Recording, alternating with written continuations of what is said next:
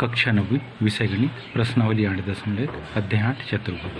प्रश्न 11वां, त्रिभुज ABC और त्रिभुज DEF में AB बराबर D, AB समांतर D, BC बराबर EF, BC समांतर EF, शीर्ष AB और C के क्रमशः शीर्ष DE और F से जोड़ा जाता है। देखिए चित्र, दर्शाइए कि चतुर्भुज ABED एक समानांतर चतुर्भुज है, चतुर्भुज BEFC एक समांतर चतुर्भुज है, तीसरा AD समांतर CF और AD बराबर CF, चौथा चतुर्भुज ACFD एक समांतर चतुर्भुज है, पांचवा ACDF के बराबर, और त्रिभुज ABC को त्रिभुज DEF के कैसे सर्वांग सिद्ध कर। सबसे पहली जानकारी को सिद्ध करने के लिए हमारे पास जो दिया है वहीं से शुरुआत करते हैं। क्या दिया है? क्योंकि AB की माप DE के बराबर दी है तथा क्या कहा है, तथा इसके साथ ही कहा है कि AB कैसी है, पैरेलल है DE के। AB DE के कैसे है, पैरेलल है। ये दोनों की दोनों जानकारी कहाँ से लिख रहे हैं हम, दिया है इससे। इसका सीधा सा मतलब है कि इसलिए ABED, इसलिए कौन सी आकृति ABED, इसलिए ABED कौन सा समानांतर चतुर्भुज है। क्यों? क्योंकि भुजाओं का वो एक युग्म यानी कि AB बराबर है DE के और AB पैरेलल है DE के। नियम है, उस गुणधर्म के द्वारा पहला पार्ट सिद्ध हो गया। दूसरा पार्ट, दूसरे में भी सिद्ध करना है कि BEFC समांतर चतुर्भुज है। इसको सिद्ध करने के लिए भी हमको पर्याप्त कारण दिए, क्योंकि क्या दिया है, BE, क्योंकि BC बराबर इसे और BC बराबर किसके, EF के। और दूसरी जानकारी क्या, BC पैरेलल है किसके, EF के। इसका सीधा सा अर्थ हुआ कि कौन सा, BEFC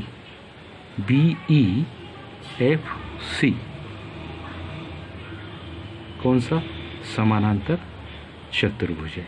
दो जानकारी हमारे पास सिद्ध हो गई।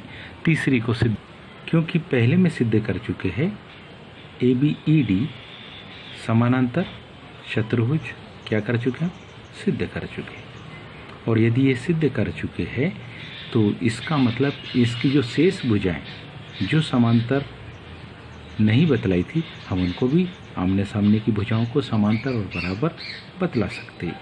एवं क्या, AD पैरेलल किसके, BE के लिख सकते। ये समीकरण नंबर 1। पुनः एक और आकृति को हमने समांतर चतुर्भुज सिद्ध किया था, क्या, BEFC कौन सा समांतर चतुर्भुज, क्या कर चुके हम, सिद्ध कर चुके हैं।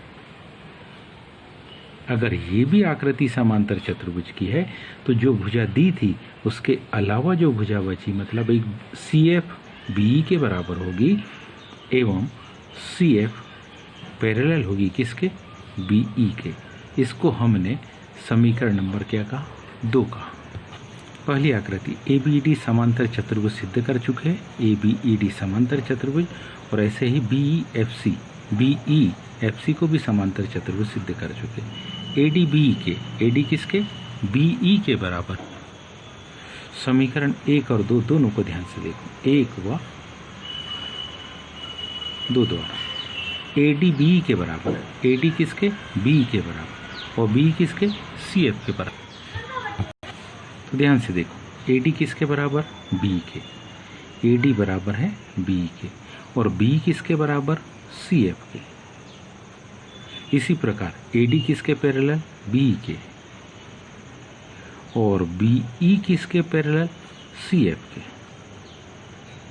इसका मतलब क्या हुआ, AD CF के बराबर। इसका मतलब AD किसके, CF के बराबर, और AD किसके पैरेलल, CF के। ये तीसरा पार्ट हमारा प्रूव हो गया। चौथे पार्ट में हमको ACFD को क्या, समानांतर चतुर्भुज सिद्ध करना है। तो ध्यान से देखिए, हम पाते हैं यहाँ की आकृति में कुछ इस प्रकार की जानकारी, क्योंकि AD बराबर CF तथा AD पैरेलल किसके, CF, क्योंकि भुजाओं का योग AD CF के बराबर भी है, AD CF के पैरेलल भी है, और इसको हम भाग 3 में, कौन से भाग 3 में सिद्ध कर चुके हैं। और इसलिए क्या लिख सकते हैं हम, इसलिए हम लिख सकते हैं कि चतुर्भुज ACFD, चतुर्भुज ACFD समानांतर चतुर्भुज है।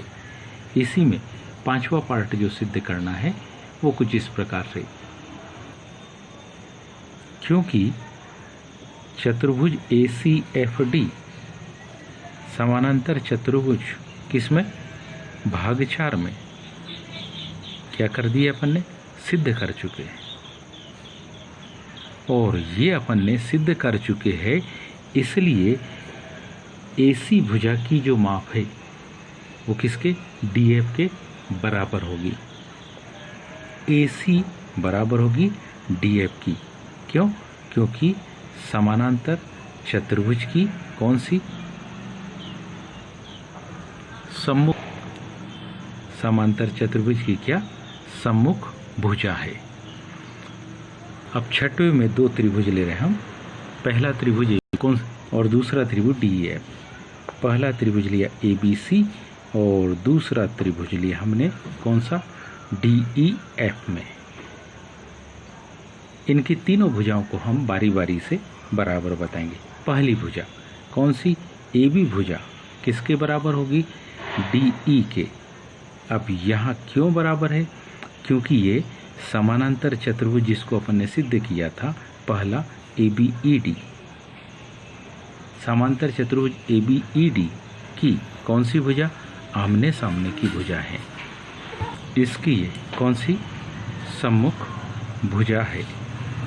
आगे AC बराबर इसे DF, AC DF के क्यों बराबर होगा, क्योंकि ये समानांतर चतुर्भुज जिसको हमने सिद्ध किया था ACFD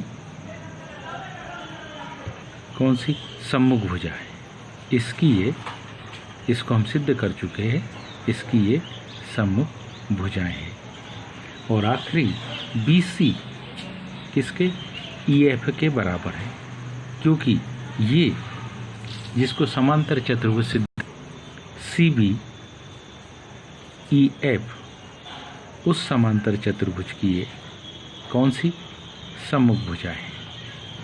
क्योंकि पहले त्रिभुज की तीनों भुजा दूसरे त्रिभुज की तीनों भुजा के बराबर है, अतः हम लिख सकते हैं क्या, कि त्रिभुज ABC जो है वो सर्वांग सम होगा त्रिभुज DEF के।